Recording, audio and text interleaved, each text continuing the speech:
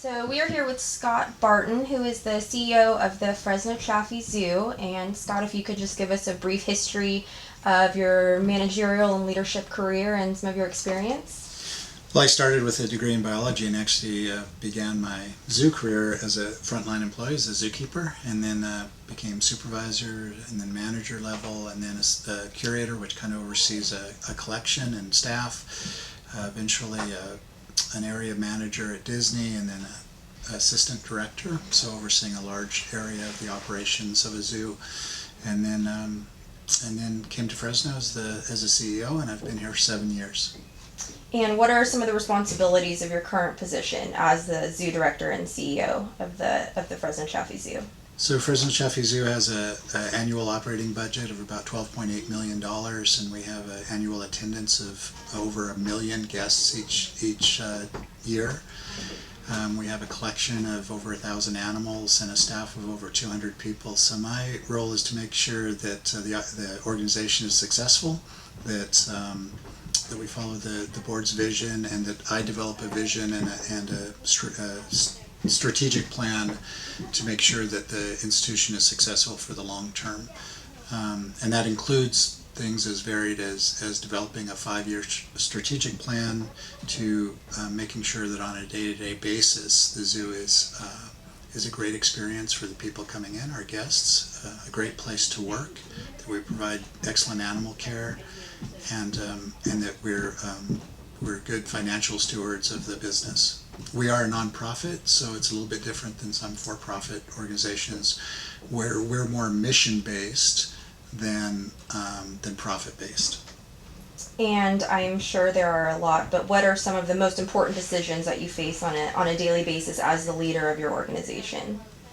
I tell people that the most important thing that we do as leaders is who we hire. I think who we bring in on our teams is critical, and my favorite thing is to hire the best, the smartest people. I'm quite happy if I can hire people that are smarter than me and better than me, and I think that builds the team that can really accomplish amazing things. In addition to that, we make daily decisions on things. Yesterday we had to decide whether or not to send out a media release on a kind of delicate subject for the zoo, and how we would handle that from a media and public relations standpoint. We're coming up to the point where we start developing our budget for 2017, so that becomes a major thing and influences our hundreds of employees as well as our community. We're deciding which exhibits we're doing next, so how, whether it's penguins or tigers or hippos, we're making those decisions. We also recently sat in a group with veterinarians and curators, and I got to sit in on that, where we discussed the best path forward on an animal that was ill. So it's a bit more varied perhaps than a lot of CEOs, but I find that really interesting. And what is your definition of leadership? So I think a leader is someone who has a vision or a goal and inspires people to help them achieve that goal. That people want them to succeed or to follow that vision just based on that inspiration. And you mentioned that you really enjoy making sure you have the right team in place and hiring. Is that indicative of how you describe your leadership style, collaborative, or how would you describe your own personal style? So I really enjoy a collaborative work style. So my favorite thing to do is sit in a room with a bunch of smart people and problem solve or discuss issues, goals, planning. And I find that really invigorating and challenging, but really rewarding. We also want to be inclusive to the entire team, so we love to get input from all of our team members, the 200 employees that are here, and listen to concerns or compliments, ideas, and also to develop young leaders. And so I think the development and mentoring of people new to leadership positions is really critical for us. And can you provide some examples or an example of a leadership decision that you made that ended well, that was a success, that was exactly how you wanted it, or maybe even better? I can use a couple of the ones that happened here at the zoo. Is that we chose as our exhibits, our first major exhibits to do with the Measure Z funding that we received a tax for the county, Sea Lion Cove, and we did pro formas for that, expectations of both revenue and expenses, and it was wildly successful, far beyond what we expected, and so it was the right decision. We were conservative in our projections and exceeded both of those, and so it was and it was incredibly received by the community. Our recent Africa exhibit also had the same impact, where we projected an increase of about 20% in attendance, and we're seeing about 58% increase in attendance, so wildly successful. And that's fun and rewarding. One of the most rewarding things to me is to sit back and watch our community, watch families and children enjoy those exhibits. And can you provide an example of a leadership decision that did not end as you wanted, not necessarily a failure, but just something that you felt did not go the way that you anticipated or hoped it would? I think I can use one of the same projects. So in Africa, for instance, it was an incredibly ambitious project, $56 million, and a lot of moving parts, and designers and architects, engineers, and a lot of staff members. We brought in over 100 animals, from rhinos and elephants to pelicans and storks, into this exhibit, meerkats, lions, cheetahs. It was a bit overly ambitious in the time frame, and so I think I pushed a bit too hard, and it put strains on the team that were perhaps unnecessary. And so while it was overall an incredible success that people took pride in, looking back, I would have relieved a bit of the stress, either from the timeline or or included more people, or found other resources to try to spread that responsibility over more. And so I think we recovered from it, but it did create a time when there was a lot of stress on the team as we were looking at opening day. And do you believe that any person can become a leader, or do you think that people are born with certain traits that allow them to lead, and that it can't be taught? I think that anybody can become a leader. I think it's far harder for some people than others. I think some people are just natural leaders, and you see that even in a classroom with children or at early ages. I think anyone can become a leader, though, but I think they have to be open to being mentored and coached. I think if we're open to feedback and learning, that really anybody can become one. And other than being open to feedback and learning, are there any other important traits or skills that you feel are extremely important to become a successful leader? So I came across a quote from Albert Einstein that's become one of my favorite ones, and he said, "I have no special talents, I'm only passionately curious." And so for me, I think a good leader is constantly learning throughout their life. They never get to a place where they're just comfortable in their knowledge. They're continually challenging themselves and learning. And also in a couple books, in Good to Great, which is a bit dated now but still has some great aspects in it, and in Five Dysfunctions of the Team, which I recently read, they talk about that top peer of a leader. There's some humility, that it's about the organization or the company, not about the leader themselves, and that often we get tripped up if our egos get involved. And so I think humility and curiosity and a passion for what you do are really important for a leader. And in your experience, how big of a role does leadership play in the molding of a company's organizational culture, or maintaining a company's organizational culture? I think it's critical to at least a successful company or organization. So I think without a clear vision and without a desire from everybody on the team, and even in our case the community and civic leaders and the board, without a desire to help support and make that vision a reality, I think you'd be far less successful. And so really clear leadership, clear vision, and inspiration, I think, are critical to a successful business or organization.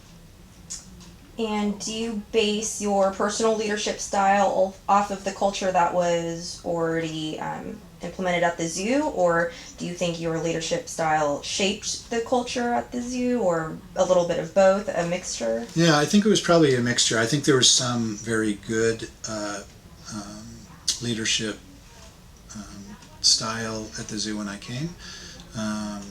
I think I've perhaps made it more inclusive. I think a lot of people have a voice in what's going on here. And I enjoy that. Again, I enjoy those conversations, and and I think also really pushing for a culture where people support each other. It's very team oriented, having open, honest conversations. Those aren't easy, but to me, they're really, really important for us to coach each other and to have those open, honest conversations. And that's not all that common in businesses. There's a bit of a superficial layer of honesty, but when you really can talk to each other about each other's strengths and weaknesses, and when there's that trust, and that five dysfunctions of the team does talk about this foundational piece of trust among the leadership team, that you can talk about anything without fear of repercussion or being embarrassed or whatever, that we can really open up. If you trust each other, you can talk about conflict. You're not afraid of conflict because you can resolve those, and talk about hard subjects with each other. And I think that's a really important thing that, quite frankly, we're still working on. We have a degree of it, but I think we can improve on that. I'm really excited to pursue that over the next few years. So how do you assist a new employee or even a volunteer to understand that culture that you've built and the ability to trust and be Right, open? well, it starts even with the job announcement. So we try to make clear in the job announcement the expectations for people who are team oriented and who want to work in a nonprofit, in this case the zoo, because of a passion for working there. And we talked a little bit more about the supportive nature and aspects of it. And then we follow that up with during the interview, we ask questions that lead us to be able to determine about will that person be a good fit for that. And of course, it's always a little challenging during an interview, but we try to take our time and spend a little extra time with our applicants and make sure that they know what the expectations are, and you can kind of see whether they're excited about that or concerned about that. But one of the things that also helps us really articulate kind of the culture here is that we've said there's three primary goals for the zoo. And one is excellent animal care, which I think is common among zoos, but we really do try to pursue the best animal care possible. One is an excellent guest experience, and so we want our guests to come in and have an experience that is beyond what they might at other zoos or aquariums, or at least a lot of them. And so that includes things like having staff out on pathways to talk about what they're seeing or to answer questions, about smiling, friendly faces out there. We also look for that during interviews. You know, one of the mistakes I think some people do when they come into interview is they think the interview doesn't start until they sit down in front of the group, but actually a lot of times the interview starts as soon as you enter the building, because people are assessing, are you friendly and polite, are you respectful, all those things in the interview process. The other thing we do, for instance, with our keepers, is that we actually, during the interview process, and we're the only zoo that I know of that does this, during the interview process, we have them go outside and actually talk to a guest during their interview process, and we see how they interact with them, how comfortable they are with that. So I talk about two circles: excellent animal care, excellent guest experience. The third one is an excellent place to work. We want an excellent work culture where it's supportive, there's opportunities, people are proud of where they work, they're safe where they work, and we want to develop that, and we want to listen to people's concerns about that as well. So the types of questions that you would ask in an interview to try to gauge how receptive a person would be to the type of culture here, are they situational questions? Are they more a question that you'd find on a personality test? How do you structure those or come up with those? Yeah, it depends a little bit on the position. But for instance, a pretty standard question for us to ask is, we describe that goal of those three circles, and then we'll say, regardless of your position, so say you're applying for a veterinarian, well, it's pretty easy to imagine how a veterinarian might contribute to excellent animal care, but we actually ask, how can a veterinarian contribute to excellent guest experience? How can a veterinarian contribute to an excellent workspace? And so getting to those questions, having people think about that role, that each of us is responsible for everything, not necessarily to the same degree as, for instance, a guest service manager, but at least that they're thinking about that, and that's an expectation of the job helps. We also use situational questions, and really try to do follow-up questions also, to where we can kind of delve into somebody's experiences and thoughts on what work environment they like. So, for instance, if we're having a collaborative work environment, but somebody really prefers to close their office door and work on their own, they might be a great worker, but they may not be a great fit for our team. And so the Fresno Chaffee Zoo does have many volunteers. Do you find that volunteers require a different style of motivation or leadership than zoo employees, or do they require less because they're volunteering and it's something they're passionate about? Yeah, I think when volunteers come in, obviously they already have an interest and a passion for that, and so I think it might be different in our situation with the zoo than it is perhaps with a for-profit business. But our staff and our volunteers all have a great passion for our animals, our guests, about connecting children with wildlife and natural places. And so I don't think there's a big difference between, in our case, the volunteers and the employees that are here. The people working in zoos and aquariums typically aren't really doing it for the financial aspects of it, but rather for the mission aspect of it. And I think that's very true of volunteers that come and volunteer for an organization. Have you found in any setting that gender plays a role either in responses to certain forms of leadership, or males and females, it works better if they are led differently? So would a subordinate need to be, would a female or a male have to have a different form of leadership that's more effective, or even people's reactions to a male leader or a female leader? Do those differ if they have the same style of leadership? Yeah, I personally haven't seen a real difference between the successful leadership styles. I am aware that a lot of the theory supports that there's some differences, but in the zoo and aquarium field, I've had so many women supervisors that to me it was just normal to do that, and interacted with everyone just pretty much like everybody else did. The zoo and aquarium field is pretty interesting, as is the veterinary field, is that 30, 40, 50 years ago, predominantly male by far. Very few females in veterinary medicine or in zoos. That's totally flipped to where now 70 to 80% of our animal care staff are female. 70 to 80% of the veterinary students, as well as the veterinarians coming out of school, are women. And so, and it's curious to me about why that didn't, I see why it went to a balance of 50-50. I'm not exactly sure why men aren't going into the fields, those two fields. But regardless,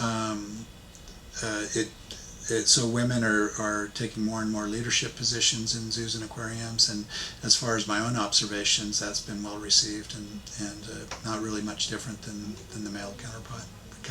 And the Fresno Chaffee Zoo has seen great growth and success, as you mentioned, with Africa and the Sea Lion Cove.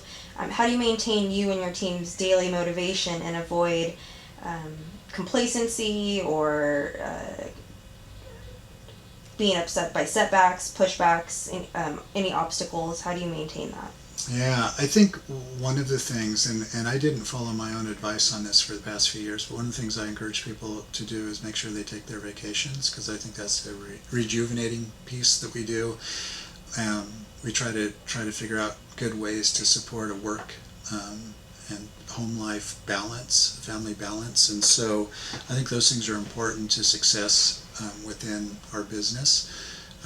But that said, even so, like during Africa, it was incredibly stressful, and it did kind of wear people out, and we got through it. But one of the things I learned at Disney was to make sure you celebrate successes also. In zoos and aquariums, at least in my experience, we were great at kind of getting projects done, and then it was immediately on to the next project. Part of it is to make sure that people take a deep breath and enjoy their successes, and even if that means a party or some recognition, that's a good thing. We try to do things like that here. So one day during the winter, we for the last many years have done where all the senior managers make a soup, and we do a soup day for all the employees. That's well received. In the summer, we do a barbecue. Trying to just keep work a bit fun. I mean, we're fortunate that we get to work around animals, and so the worst day working around animals is still a pretty good day. But that said, if you lose an animal or some of the challenges we face, it can be pretty disheartening. And so we want to make sure that we care for each other, support each other, and I think that culture, that team-based culture, really helps with that as well. Kind of drives itself, I guess. And you mentioned a few books that you've read, some recently. Is there anything else that you do daily, monthly, annually to ensure that your growth and development continues as a leader? Yeah, one is that in fact, one of the mistakes I think new leaders sometimes make is being shy about asking colleagues for advice or help, or trying to uh, not want to seem have a lack of confidence about things. But it's okay to ask questions and to ask advice and to find mentors and to whether those are consultants or colleagues. In zoos and aquariums, we're very fortunate in that of the AZA institutions, the Association of Zoos and Aquariums, about 230 organizations, there's incredible collaboration between them. So there's really not competition. If I can call LA Zoo or San Diego Zoo or San Francisco Zoo, Monterey Bay Aquarium, New York, Miami, and talk to people there about any of the issues, whether it's financials or revenue or animal care, and we exchange information freely. And that's pretty exciting to be in that kind of collegial business. So I learned constantly through workshops and conferences, through consultants, and through conversations with a lot of people that are smarter than me. And what advice, other than make sure you ask your colleagues questions when you have them, what advice would you give someone going into a leadership position, either for the first time or maybe in an industry where they have not had a leadership position before? Yeah, it can be challenging. That first role is a difficult one, and so I think it is to find somebody that think about a leader that you've had in your life that you really admired, and think about what traits made you admire that person, and then maybe try to emulate that, follow that kind of guideline, whether it was a particular style of communication or a problem-solving technique or whatever made that person an important leader for you. Again, I think doing some reading. There's some great books out there that have been really helpful. I think Switch was a powerful one for me, Good to Great, years ago. And then not being afraid to, again, bring in your team to help you make decisions too, to make sure that you do a collaborative kind of learning and problem solving process. It does two things. One is that a lot of times the best ideas come from your team. The other thing is that even if as you're problem solving you're kind of leading and making the decisions, it helps mentor those people and learn about your leadership style and what's important to you. Do you think that your collaborative leadership style is how you would choose to lead other industries as well, or is that maybe specific to the type of culture that zoos and aquariums foster? I don't think so. I know some pretty dictatorial directors out there. I won't name any zoos, but so I don't know that it's really industry related. It's just I think it's my preference. I think it's a lot of people's preference, and so I think I would take the same preference to almost anything that I was doing.